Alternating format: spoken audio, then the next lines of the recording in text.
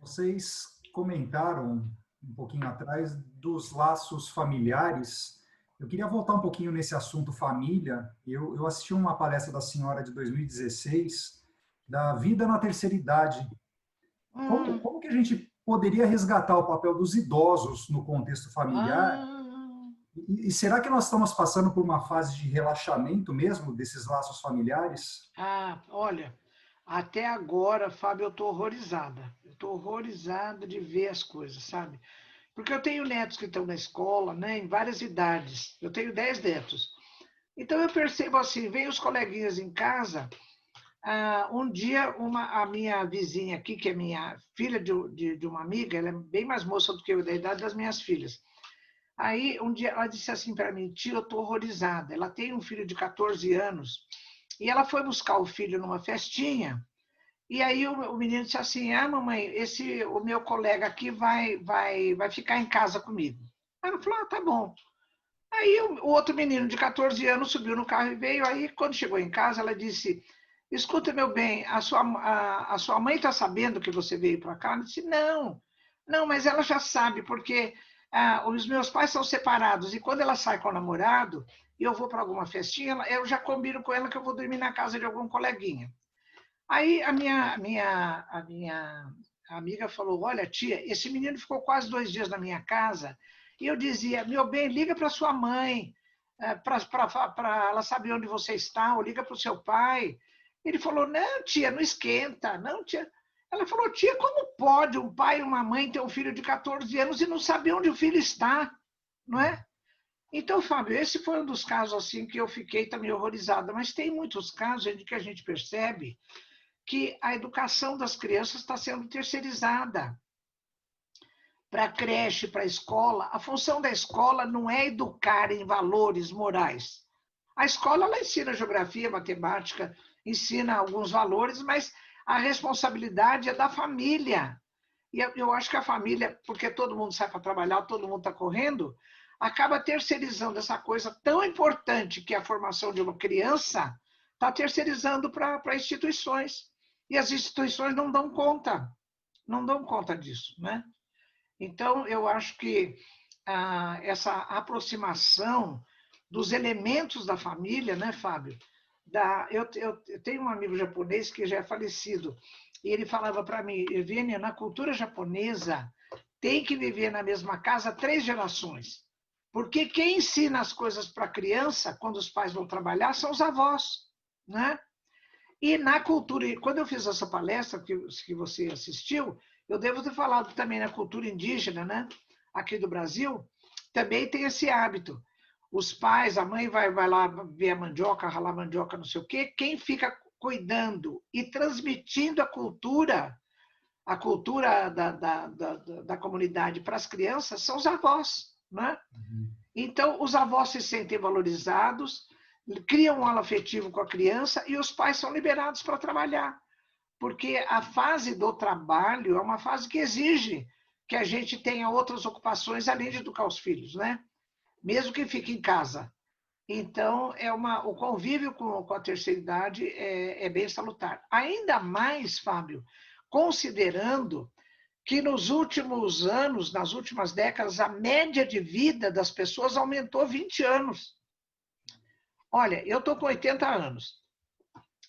Quando eu entrei na menopausa, com 50 e poucos anos, eu fui ao meu ginecologista, ele falou, Ervínia, quando eu me formei, ele já era formado há 40 anos, ele falou, quando eu me formei, ninguém na faculdade me ensinou a cuidar de mulher climatérica, né? Mulher climatérica é a mulher que está em menopausa. Então ele falou, quando eu fui exercendo a minha profissão, eu acabei tendo que aprender, junto com outros profissionais, a tratar da mulher climatérica. Ele falou, e hoje eu tenho a responsabilidade de manter você produtiva pelo menos por mais 20 anos. Eu falei, manteve, né? Porque eu estou com 80 e ainda estou trabalhando, então deu certo, né? Mas então, como a média de vida aumentou muito, Fábio, e o pessoal da chamada terceira idade ainda é produtivo, numa grande faixa, a Organização Mundial de Saúde, eu falei na palestra, né? Há muito tempo está preocupado o que fazer com tanto velho. O que fazer com tanto velho? Porque eles se aposentam, acaba esgotando a reserva da Previdência, né? Porque às vezes você recebe a aposentadoria mais anos do que trabalhou, porque as pessoas estão vivendo 80, 90 anos, né? A minha família, as duas famílias são longevas, morre todo mundo depois dos 90. Eu falei, olha, então precisa arranjar o que fazer com os idosos, né? E é uma preocupação mesmo. Mas essa inserção na família, a volta à estrutura familiar, ela é muito importante para as três gerações, para as crianças, para os adultos e para os idosos também, né? Essa transferência de valores dos idosos para os mais jovens, a gente vê muitos conflitos hoje, né? É, Quase não existe a transferência quase como não tinha existe, anos quase não atrás. existe. É verdade. Nas grandes cidades em que as famílias chamadas nucleares ficaram muito menores, moram em apartamentos muito É. pequenos, essa relação foi perdida, né? Uhum. Porque, Fábio, eu sou de uma cidade muito pequena do interior, eu nasci na casa dos meus avós paternos.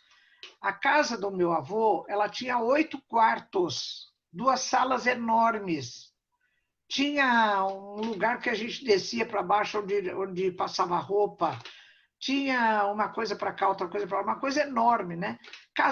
O meu avô tinha 8 filhos e da parte da minha mãe também eram 8 filhos. Casava alguém e ficava morando lá mesmo. Uhum. Então, tinha gente o dia inteiro, muita gente na casa, né? Para cuidar de criança, para cuidar dos idosos, tinha muita gente por ali, né? Então, hoje em dia a coisa acabou ficando complicada. Tanto que eu conto esse caso, quando eu tinha 5 anos, nasceu a minha outra irmã, a Regina, que agora é presidente no Centro Espírita lá em Uberlândia. E a minha mãe era professora na fazenda, e a minha mãe ia de trole de charrete. Quando acabou a licença de maternidade da minha mãe, a minha irmã não aceitou mamadeira. Naquele tempo, a minha irmã também tem, hoje está com 75, 76 anos, não tinha leite ninho, essas coisas que tem hoje. Uhum. Então, meu pai alugou o único carro da cidade, que chamava carro de aluguel, nem era táxi, né? Para levar a minha irmã todo dia na fazenda, na hora do recreio, para minha mãe amamentar. Quem levava a minha irmã era a avó da minha prima, que morava na casa ao lado. Porque estava cheio de avó, de tio para todo lado, não é? Então você veja como essas coisas assim, essa relação da família de antigamente, né? Como foi a minha família, é uma coisa que beneficia todo mundo, né? 2 tios idosos que ficaram viúvos foram morar lá. Então era gente por todo lado o dia inteiro, né? Tio, tia, avó da outra, a gente convivia, né? Primos por todo lado. Um dia aqui na minha casa chegou um colega de uma das minhas filhas e ficou falando que ele não tinha primo. Eu falei, como não tem primo? Existe alguém que não tem primo? Né? Falei, porque para mim foi uma novidade alguém não ter primo. Aí eu sentei e fui fazer conta dos meus primos. Então, eu tenho 2 tias, cada uma tem 10 filhos, só aí já dava 20. Sabe quantos primos eu contei? 86 primos de primeiro grau. 86 primos. Falei, olha, hoje em dia mudou, né? Porque tem um, tem dois, tem assim, é um pouquinho, né? Então mudou completamente a estrutura da família, né, Fábio? Então me empresta um, porque eu também não tenho. De primeiro Você grau não não tem tenho. também? Não. Meu Deus, seus Pai, pais pai e são mãe, filhos únicos. filhos únicos. Era o caso desse amigo da minha filha. Uhum. Olha, eu te empresto alguns, viu? Pode deixar. Obrigado. Mas então, resumindo, seria muito bom a gente reestruturar a família, porque o que vai fazer com tanto velho, com tanto idoso que tem no mundo, não é? Então, é uma coisa a se pensar. E é algo, doutor Ervino, que a gente Oi? não para pensar. A gente está É. desprezando toda essa experiência de vida, né? Pois é, pois Poderia é, agregar muitos pois valores na é, família, à sociedade como um todo, né? pois é, nem diga. Nessa palestra que eu fiz, que o Fábio assistiu, eu conto o caso de uma tese de mestrado que foi feita lá no Rio Grande do Sul, e essa moça, ela entrevistou 5 famílias de italianos e as famílias tinham as 3 gerações, às vezes até 4, não é? Então, mostrando essa transferência de valores entre as gerações que era feita pelos idosos, falando da saga de sair de um país e para outro que não conhecia, com uma língua diferente, com costumes diferentes, como eram os casamentos, aqueles objetos que o avô transmite para o neto, né? As receitas de culinária. Olha, é uma coisa fantástica, né? É todo um universo de afeto que a gente precisa reconstruir, porque vale a pena, não é? Vale a pena, sim. Com certeza. Doutora Helena, só tinha comentar a respeito dos animais, a questão do abate, da pesquisa, que ainda são utilizados, né? Qual é a sua visão como cientista, né, como pesquisadora? Será que há, por exemplo, a senhora vê uma luz aí no fim do túnel, no sentido de que possa ter uma mudança, não só da consciência, mas, né, de remanejar todo esse processo em função de alterar até os protocolos de pesquisa? De abate dos animais, de criação industrial e de abate, né? Então, Luiz Carlos, voltando a esse assunto, né, que a gente falou alguma coisa, é um processo, né? Eu estou até redigindo um prefácio de um livro sobre direito animal e eu estou tocando nesse assunto, que é um processo, porque isso vem de muito longe. Há 40, 50 anos nem se cogitava de parar de comer carne, né?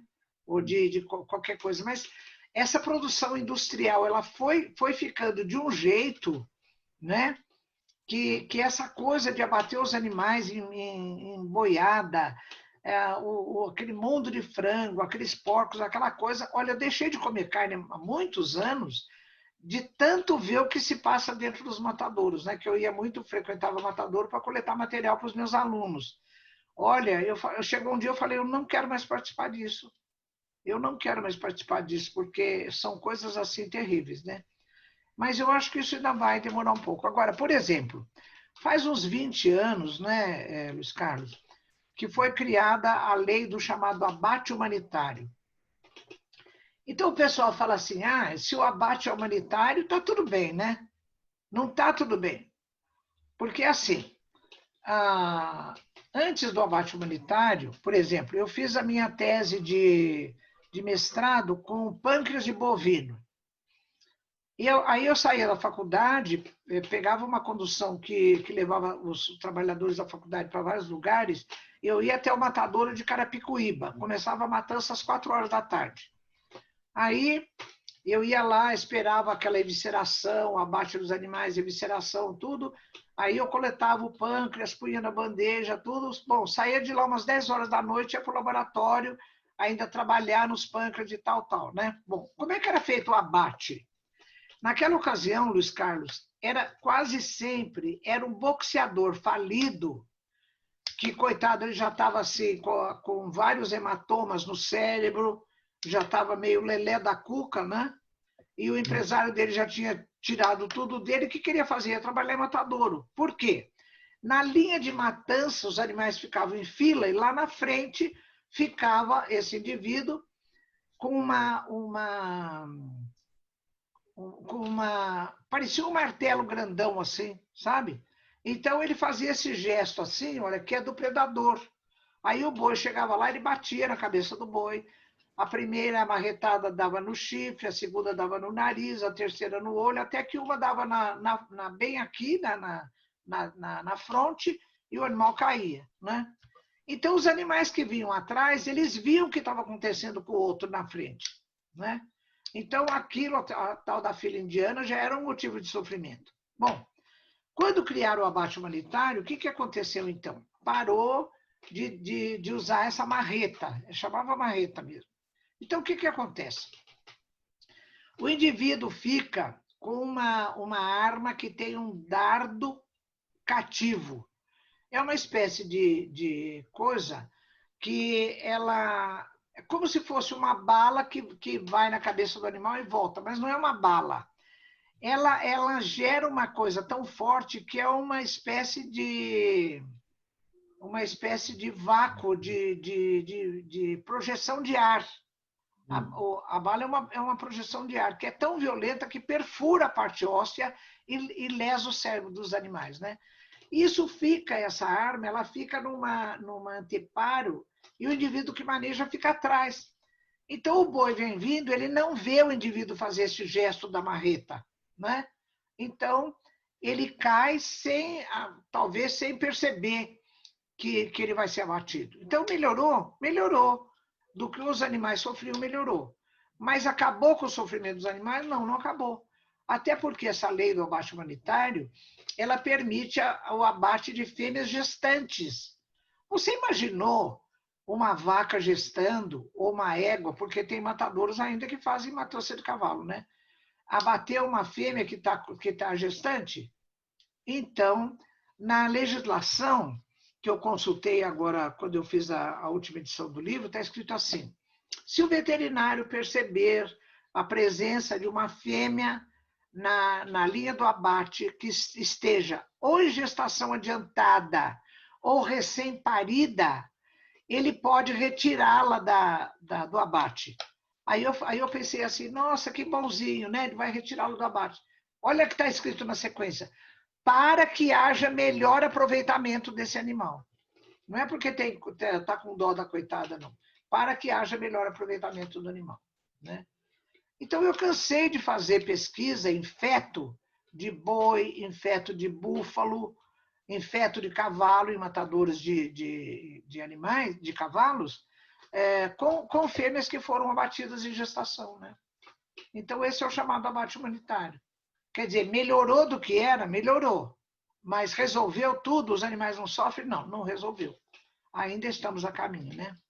Mas a coisa vai indo, né? Tem agora a chamada ciência do bem-estar animal, que cuida de fazer os animais, então, eles estarem em repouso, e cuida disso, cuida daquilo, mas ainda os animais são abatidos. Só o fato de serem abatidos já é uma coisa que não respeita o direito natural que eles têm à própria vida, né? Certamente. Mas a coisa vai indo, né? Vai devagar, mas vai. Doutor, eu queria fazer uma pergunta ainda na questão dos animais, né, que sempre nos perguntam lá no centro, a gente sempre conversa sobre esse assunto, né, e geram algumas reflexões, algumas discussões. A questão da reencarnação dos animais. Né? Então, isso gera muita dúvida relativo. Olha, aquela questão que a resposta fala que quase que imediatamente o animal reencarna. Gera uma certa dúvida. Eu gostaria que a senhora pudesse falar um pouquinho sobre esse assunto. Então, na obra da codificação, acho que em 2 ou 3 lugares está dito isso, inclusive na Gênesis, no Livro dos Espíritos, que o princípio que animava esse animal é prontamente reutilizado para animar outros seres. Então você fala, bom, então não tem. Mas, Sandro, na obra espírita toda, está cheio de relatos de animais na erraticidade. Então, eu penso que isso deve ser uma regra geral, mas especialmente para os animais que estão num processo evolutivo já mais alto, como é o caso dos mamíferos, deve ter algumas diferenças. Porque, por exemplo, eu relato no livro, tem um caso do Lorde, um cão do Chico Xavier, né? Esse caso está relatado em minúcias no livro Testemunhos de Chico Xavier, da Sueli Caldas Schubert. Então, Chico, numa carta que ele escreveu para Vantuil de Freitas, que era presidente da Federação Espírita Brasileira, ele relata o seguinte, que o Lorde, quando ficou doente, foi ficando doente e morreu, ele viu José, o seu irmão já desencarnado, vir acolher nos braços a figura espiritual do Lorde. E ele continua dizendo assim, nos meses que se seguiram, quando José lhe vinha ter a presença em espírito, aparecia sempre acompanhado da figura espiritual do Lorde. Ora, o que era esse Lorde? Era o princípio espiritual do Lorde que estava ali junto, né? Então, imagine, em nosso lar, não tem aquelas cães puxando espécies de trenós? Que cães são esses? No livro Diálogo com as Sondas, de Hermínio Miranda, ele fala que quase sempre, quando ele conseguia trazer os chefes de falanges obsessoras nas sessões de doutrinação, eles apareciam montados em animais. Eu perguntei para ele diretamente, uma vez que ele esteve aqui em São Paulo, num congresso, como é que o senhor interpreta esses animais? Ele falou, Ivênia, eu não sei, mas eram animais. Aí, conversando com ele, a gente chegou à conclusão que podia ser animais mesmo, perispírito de animal, né? Subjugado por espíritos humanos, por obsessores. Podia ser forma pensamento, porque no livro dos médiuns, naquele laboratório do mundo invisível, está escrito assim, que a mente do ser humano, ela plasma objetos materiais, que o avaro vai plasmar as suas moedas, o tecelão vai plasmar o seu tear, e o homem do campo vai plasmar o seu arado e os seus bois, né? Então pode ser uma forma de pensamento, né? E também pode ser um caso de zoantropia, um espírito humano que está subjugado e está assumindo atributos animais, né? Como André Luiz relata no livro Libertação, quando chega aquela mulher lá na frente do Gregório, né? E ela está com o perispírito todo manchado porque ela assassinou o marido e 4 filhinhos. E ele percebe essas manchas no perispírito dela e ele começa a desancar com ela. Ele fala, você não passa de uma loba, de uma loba, de uma loba. Ela, pelo complexo de culpa que ela tem, ela aceita a sugestão e ela mesmo, ela transforma o perispírito dela assumindo a forma de uma loba, né? Então, pode ser que essas figuras de animais no plano espiritual sejam essas 3 possibilidades, ou mesmo o perispírito de animais, ou formas de pensamento, ou casos de zoantropia, né? Mas, então, eu ainda considero, viu, Sandro, que seja uma questão, né? Nós precisamos continuar estudando, né? Refletir, pesquisar, né? Conversar. Precisamos aprender ainda essa questão. Agora, geralmente quem faz essa pergunta são pessoas muito afeiçoadas aos animais que morreram e querem saber se o animal volta para ela, né? Olha, eu tive um caso, faz muitos anos, me ligava uma senhora de Portugal, da cidade do Porto, e ela tinha perdido uma cachorrinha que se chamava Lili. E ela queria saber se eu tinha notícias da Lili. Eu falava, olha, minha senhora, eu não sou médium, eu não sei, depois não há necessidade disso. A gente precisa confiar que tem espíritos lá no plano espiritual que cuidam dos animais. Ah, mas a professora de ter... Bom, foi indo, aí eu fui doutrinando, fui falando, olha, a senhora peça ao plano espiritual para colocar um outro animal que precise de cuidados, eu vejo que a senhora é uma pessoa caridosa e tal. Bom, foi indo, ela achou uma cadelinha. Ela foi numa outra cidade, tinha uma cadelinha perdida lá, ela pegou, trouxe para casa e me ligou outra vez. Aí ela disse, eu trouxe uma cadelinha, pôs o nome de Zizi. Agora eu preciso perguntar à professora, a Zizi seria a reencarnação da Lili? Eu falei, não importa, isso não tem a menor importância. Seja Lili ou Zizi, a senhora vai conviver com ele, dê carinho para esse animal e pronto, né? Mas as pessoas têm essa coisa, né? Mas, ainda temos esse apego, né? Tem esse apego. Mas eu acho que a bondade de Deus, né, é tanta, a misericórdia, que com certeza esses animais voltam, né, para as famílias, o Chico mesmo falava, para continuar o aprendizado do amor. É possível que voltem, sim. Ok, obrigado. Doutora Ivênia, fazendo parte do cérebro pensante da universidade, de uma das maiores universidades do Brasil, que é a USP, né? A senhora defende que os animais têm alma e que o consumo de carne pode ser reduzido ou evitado. Como que a senhora se sente estando, muitas vezes, no contrafluxo da academia? Eu me sinto assim mesmo, no contrafluxo da academia, né? Porque quando eu comecei a perceber como os animais sofrem, como os animais são maltratados na criação industrial de animais e tudo, eu comecei a fazer uma reflexão sobre isso, né, Fábio? Mas a veterinária ela tem dois ramos que são muito, eu me atrevo a dizer que são perversos, né? Um deles é a criação industrial de animais para o abate, e a outra é da chamada saúde pública, né? Que visa prioritariamente o bem-estar do ser humano. Haja vista a famosa carrocinha, né? Que catava os animais na rua E isso há uns 30 anos atrás, a média de eutanásia de animais lá no CCZ, Centro de Controle de Zoonose, era de 500 por dia, né? Então, catava animal, aí deixava lá 5 dias para ver se alguém ia recolher. Depois, era uma câmera de vácuo. Os animais eram eutanasiados em câmera de vácuo. Era um horror. Bom, então, eu fui trabalhando com esse assunto e outro dia eu estava preparando uma palestra para a coisa da faculdade e eu fui ver os meus arquivos aqui. Em 1989, portanto, está fazendo 31 anos, eu escrevi pela primeira vez um artigo numa das revistas da faculdade com o título Os Animais Têm Alma. Olha como eu fui atrevida, Fábio. Pedindo licença a Bozano, né? Porque esse é o título de um dos livros de Ernesto Bozano, Os Animais Têm Alma. Se bem que logo no começo eu falava que esse termo que eu estava usando, alma, era a tradução do latim animus, que quer dizer mente, psique, psiquismo e também alma e espírito.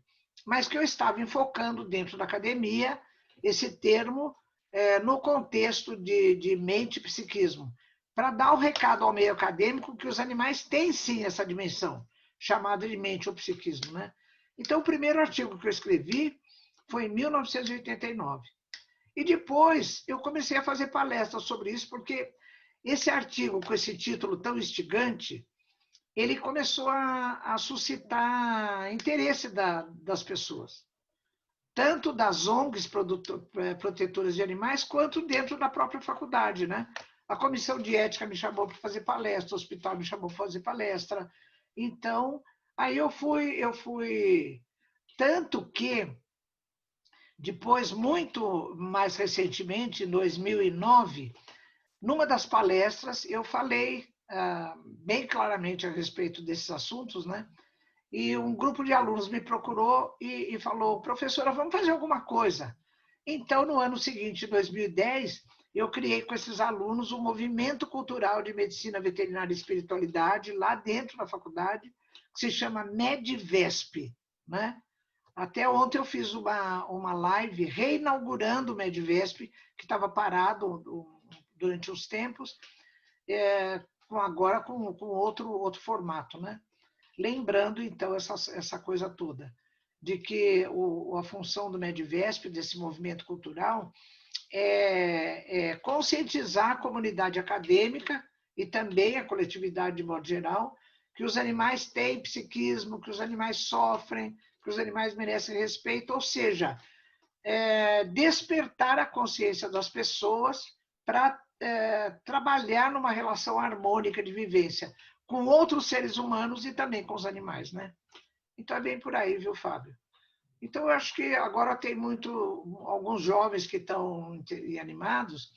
Eu falei, ainda bem que eu consegui reinaugurar esse movimento, porque como tem jovens, eu vou passando bastão, né, para eles, porque eu quero que esse movimento continue. A academia precisa dessa visão, né? Sim. Precisa. Tá bom. É sempre importante isso, né? Eu acho que a diversidade de ideias é que vai acabar enriquecendo a humanidade. É verdade. Mas elas são convergentes ou divergentes. Mas é verdade. É verdade. E o ambiente da universidade, pelo menos se não deveria ser esse ambiente propício a esse tipo de coisa, né? A essa diversidade de pensamentos, que é sempre muito rico. E nesse sentido, a gente vive hoje, né, falando dos animaizinhos, que são os nossos pets, né, que adquiriu aí um codinome. A gente saiu daquela fase que o animal ele ficava, né, no quintal, porque às vezes ele era o habitat. Ficava no quintal, é verdade. Agora ele está dentro de casa, dorme nas camas, dorme no sofá, né? Às vezes tem um tratamento quase humano. Será que esse tratamento que saiu desse lado e foi para o lado oposto também não seria prejudicial a esse animal? Seria, não. Você tocou num ponto importante, Luiz Carlos. é prejudicial para os animais, é a chamada humanização, né? Então, é assim, quando eu faço palestra sobre isso, eu fui na internet, peguei várias fotos, tem foto de cachorrinho passeando no parque, com 4 sapatinhos, 4 tênis, com óculos escuros, com boné, com mochilinha nas costas, quer dizer, né? Não tem condição. O mínimo que a gente pode fazer com os nossos pets é permitir que eles tenham que eles desempenhem livremente o repertório de comportamento da espécie a que eles pertencem, né? Então, esse negócio de dormir na cama, dormir no sofá, ficar comendo a nossa comida, vestir roupinha. E tem agora uma amiga minha lá de Londres, que é brasileira, a Elsa Rossi, ela mandou umas fotos de animais que estão sendo tatuados no corpo inteiro. Esses animais que têm a pelagem muito curta, raspa tudo e os animais são tatuados, né? Então, tem esses animais que são mais peludos, como é o caso dos poodles, eles são coloridos de várias cores. Então, isso é chamado de humanização. Isso está totalmente errado, totalmente errado. Isso é uma falta de respeito para com os animais, né? Fazem casamento, veste a cadelinha de noivinha, veste o macho de noivinho, fica aquela coisa horrorosa, ridícula, né? E ainda falam que isso é um gesto de amor, que eles merecem uma festa de $50 mil, né? Isso é uma forma equivocada de amor. Forma de amor é você respeitar o comportamento do outro. Então, é cachorro, tem que ser cachorro, é gato, tem que ser gato, e é gente, tem que ser gente, não é? Tem que conviver harmonicamente, mas não subjugando o outro à nossa condição. Muito bom. Bom, nós estamos caminhando para a parte final. Eu vou fazer uma pergunta, mas eu gostaria de primeiro agradecer muito a aula que nós estamos recebendo, que todos nós estamos assistindo, tendo o prazer de estar em contato direto com a senhora. É sempre uma aula, né, que a gente recebe da senhora, e obrigado por compartilhar o conhecimento, o estudo, a pesquisa com a gente, né? A gente fica muito conosco, né? Nós ficamos muito felizes de tê-la conosco e aprender mais um pouquinho com a senhora. E a pergunta, eu gostaria que a senhora falasse um pouquinho sobre aquela questão que vocês tiveram pela AME, a senhora, a doutora Marlene Nobre, em 2008, no STF, na votação do aborto do anencéfalo, né, que foi aprovada, né? Então, eu gostaria que a senhora contasse um pouquinho dos bastidores, o que houve lá. A gente viu que tinha muitas religiões sendo, né, instituições religiosas, né? A AME Brasil, né, estava lá. Eu gostaria que a senhora comentasse um pouquinho para a gente, passasse a sua experiência lá que teve no STF. Tá bom. Olha, Sandro, quanto ao fato de eu ter dado uma aula, eu não podia ter feito outra coisa, porque eu fui professora durante 44 anos, né? O Fábio nem era nascido ainda quando eu comecei. Então, eu não sei fazer outra coisa, né? Tá certo? Mesmo que queiram, eu não sei fazer outra coisa, a não ser dar aula. Bom, essa coisa que eu acompanhei a doutora Marlene lá no Supremo Tribunal Federal foi assim, um fato histórico na minha vida, né? Porque a doutora Marlene sempre foi uma defensora da vida em todos os aspectos, contra o aborto, contra a eutanásia, contra a pena de morte, contra o suicídio assistido e tudo mais. E quando começou essa discussão, que foi uma audiência pública, né, lá no Supremo Tribunal Federal, para discutir a respeito da legalidade ou não do aborto do anencéfalo, então ela me convidou para ir com ela lá.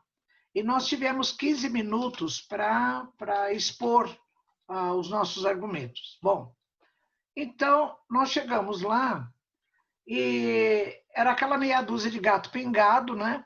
Eu, a doutora Marlene, representando a AME, tinha um padre com mais umas 2 pessoas, representando a Igreja Católica, tinha uns 2 ou 3 evangélicos, né? Então, a gente formou um grupinho, uma minoria criativa, né, como se diz, em torno dessa defesa dessa criança, né, que é o chamado de anencéfalo. Por outro lado, tinha uma porção de gente, e quem conduzia o outro lado, era o atual ministro, o Barroso. Como é que é o nome dele todo?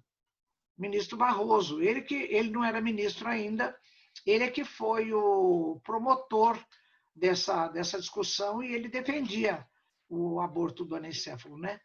E tanto que quando nós, ou eu, a doutora Marlene, ou as outras pessoas que estavam defendendo falavam em aborto, eles interrompiam imediatamente. Eles diziam, não estamos falando em aborto, estamos falando em antecipação do parto. Quer dizer, um eufemismo de aborto, como é que se chama isso? Aborto, às vezes, de criança que já estava com 6, 7, 8 meses de gestação, né? Então, foi doutora, é Luiz Roberto Barroso. Desculpa cortar a senhora. Barroso. Luiz Roberto Barroso. Ele mesmo. Bom, inclusive tinha lá, Sandro, uma senhora, professora da PUC de São Paulo, que ela era presidente, não sei se ainda é, de uma liga de senhoras católicas pelo direito, pela liberdade de escolha, uma coisa assim. E eu me perguntava, eu falei, como pode uma professora da PUC, Pontifícia Universidade Católica, sendo que o Papa é contra o aborto, como pode uma professora da PUC formar uma liga dentro da PUC pelas mulheres católicas pelo direito de decidir pelo aborto, e é totalmente favorável ao aborto, né? Quando ela falou, ela disse assim, que uma mulher que carrega uma criança, um feto anencéfalo, na realidade carrega um cadáver no seu corpo, porque essa criança não tem futuro, não tem isso, não tem... Olha, mas a gente ouviu cada barbaridade lá, sabe? E eu, doutora Maria, a gente só se entreolhava e fazia assim, né? Vamos rezar. Bom, então, eu fiz a minha apresentação para os ministros durante 15 minutos, mostrando que o anencéfalo não é anencéfalo. Por quê? O prefixo a ou an, ele é de negação, não é? Então, você quando usa esse prefixo, quer para dizer que aquilo que se segue não existe. Então, anencéfalo, o que quer dizer? Vamos separar o prefixo an, que é de negação, e encéfalo. Encéfalo corresponde a toda a massa neural que está dentro da cavidade do crânio. Tem 3 partes, o tronco encefálico, o cerebelo e o cérebro. Essas 3 partes compõem o encéfalo, que normalmente é chamado de cérebro. O que o anencéfalo não tem ou tem? Das 3 partes, o anencéfalo, ele só falta nele algumas partes do córtex cerebral, da porção mais alta. Às vezes falta menos, falta mais. Às vezes, até a porção óssea mais alta da cabeça também falta, não é? Então, o que ele não tem é a porção mais alta da cabeça. Mas ele tem toda a parte que Calderaro, no livro No Mundo Maior, de André Luiz, nos capítulos 3 e 4, ele chama de cérebro inicial. E ele fala também que a consciência, André Luiz fala isso também em outros livros, ela está ligada ao cérebro inicial. Então, tem alguns itens no Livro dos Espíritos em que Kardec pergunta o que seria de uma criança sem espírito? Então, a resposta é, seria tudo menos um homem, menos um ser. E, de fato, a doutora Marlene explicou no artigo que ela escreveu na Folha Espírita, que esses chamados fetos que não teriam espírito, não teriam a forma humana, não teria batimento cardíaco, seriam aquelas massas disformes. Porque, às vezes, uma pessoa é operada e fala assim, nossa, tinha uma formação, era assim, tinha tudo quanto era tecido.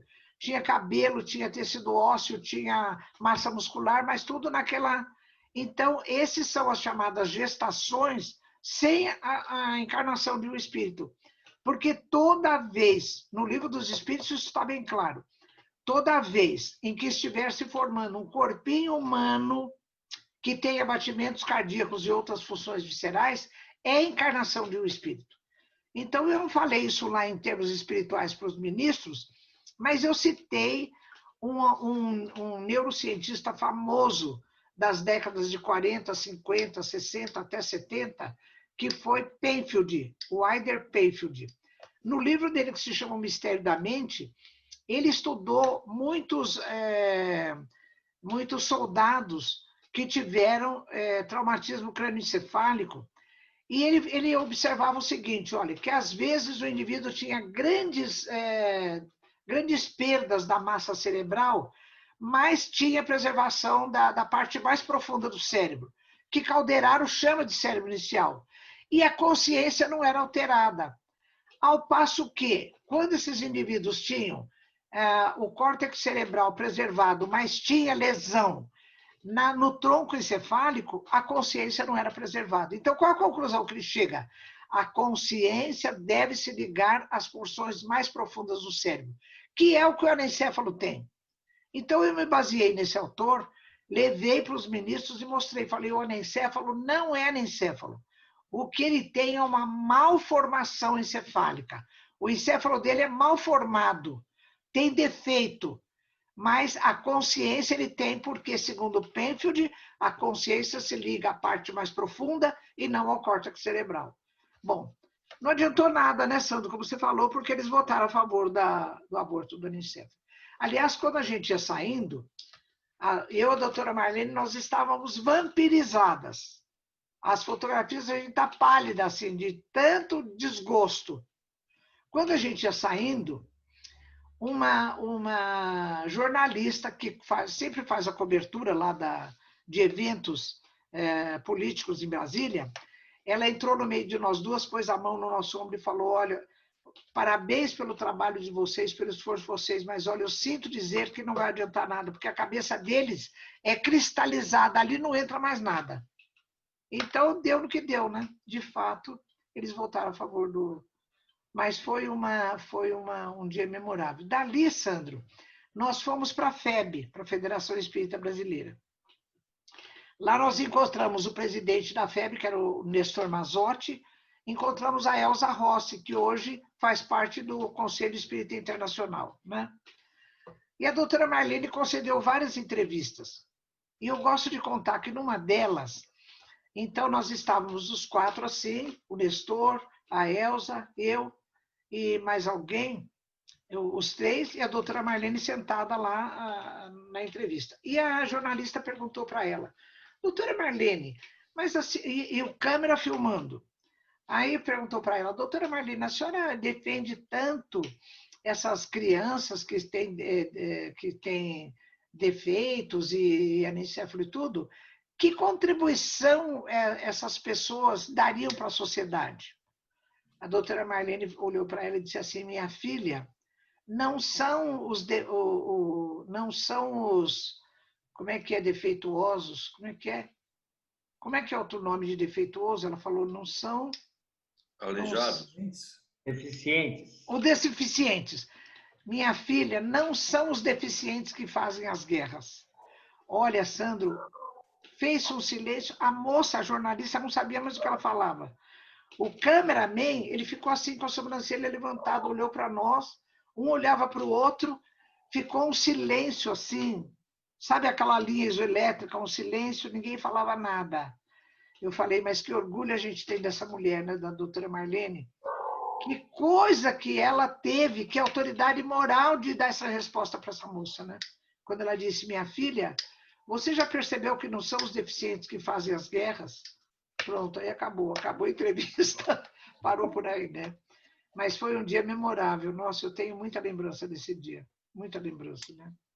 Agradeço mas muito. Até hoje, e o anencéfalo, coitado, ele encarna, tem um processo, tem uma encarnação para cumprir, e ele tem o aval da justiça brasileira para ser abortado, né? Aliás, do mundo todo, né?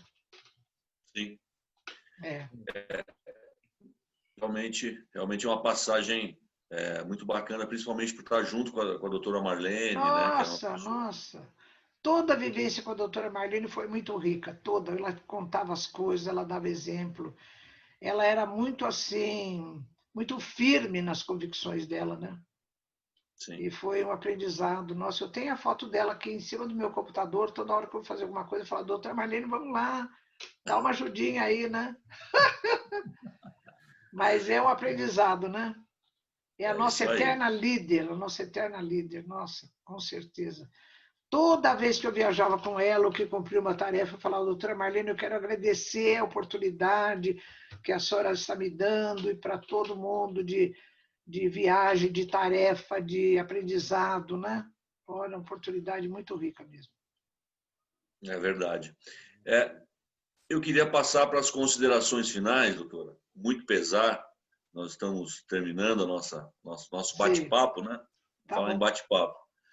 Queria passar as considerações finais do Fábio e do Luiz para a gente encaminhar o final. Tá bom, Fábio? Eu só tenho que agradecer essa oportunidade, essa conversa. Espero que essa pandemia passe logo e que a gente possa se encontrar lá no palco do Obreiros, sem máscara, para assistir uma palestra da senhora. Muito obrigado. Para se abraçar, né? A gente não tem uma saudade de se abraçar, não é? Se abraçar, conversar. Falta isso. É mesmo, Fábio, eu também, viu? Eu também estou desejando que isso aconteça logo, viu? Muito obrigada aí pela sua participação, viu? Eu que agradeço. Obrigada. Doutor Juvena, em nome do Obreiros do Bem, quero agradecer a você a disponibilidade, né? A vivacidade com que você apresenta os assuntos, a clareza. Eu acho que é sempre muito esclarecedor para a gente e enriquecedor. Não só no sentido do conhecimento humano, mas no sentido do conhecimento doutrinário, que é tão necessário a todos nós, né? E agradecemos de coração mesmo a mais essa oportunidade de estarmos juntos. Muito obrigada. Muito obrigada, Luiz Carlos. Eu que agradeço a oportunidade, viu? E eu falo que, olha, eu nasci em berço espírita. Na minha cidade, quem construiu o centro espírita, as suas expensas, foi o meu avô, pai do meu pai, né? Esse centro tem mais de 100 anos, é um dos mais antigos do Brasil. E a vida toda eu cresci na porta do centro espírita, eu vi o meu pai, meus tios trabalharem na doutrina, atender as pessoas, né? Então eu falo, olha, eu tive tanto exemplo que eu não me vejo fazendo outra coisa, né? A não ser seguir o exemplo deles, da melhor maneira possível, viu? Então, a oportunidade de trabalho, de tarefa na Casa Espírita é sempre uma oportunidade bem-vinda, viu? Eu que agradeço, viu, Luiz Carlos? Muito obrigado. Bom, queridos amigos, então nós vamos agradecendo a presença também do nosso público, agradecendo mais uma vez a doutora Ivênia pelo seu brilhantismo, pelo seu ensinamento, o nosso aprendizado, né, que é sempre um prazer a gente estar aprendendo um pouquinho mais com a doutora, e também pedir que continuem contribuindo com o nosso canal, o canal do Obreiros, de palestras espíritas, de entrevistas espíritas, e agradecer a nossa casa também, que está fazendo 80 anos, e agradecer sempre a espiritualidade por permitir, mesmo ausente, mesmo longe, né, como nós falamos agora há pouco, fisicamente, a gente possa se encontrar nesses momentos através da tecnologia. Muito obrigado mais uma vez pela presença de todos e pelo carinho. Que assim seja. Obrigado. Que assim seja.